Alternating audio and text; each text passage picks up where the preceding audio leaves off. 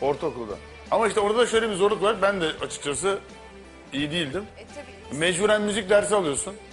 Yetenek yok, ne yapacağız? Bazılarında da yetenek var diyor ama ailesi izin vermiyor. Ortaokulda müzikten kaldım ben işte. Bu arada bir şey söyleyeceğim. Nasıl anlamadım? Biz iyi değildik yani. kaldım. şeyde. Müzikten kalmış.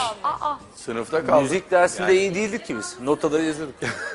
Kaldım çünkü ondan sonra da konservatuara özel yetenekle girdik. Ya. Öyle bir fark vardı. O biraz tabii yani sevip sevmekle, konsantrasyonla alakalı. Hayır, okulla müzik bir bağdaşmıyor. Doğru. Şey bakımından. Çünkü müzik o kadar gönülden bir şey ki okula soktuğun zaman böyle bir...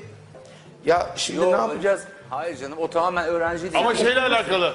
Öğretmenle alakalı ya bu işler. Evet, Tabii evet, ki. tabii ki. Hani Tabii, öğretmen tabii. eğer Öğretmen kalkıp çok önemli. başka bir soluk getirirse okul bir anda eğlenceli hale de geliyor. Eğlenceli mi mesela dersler?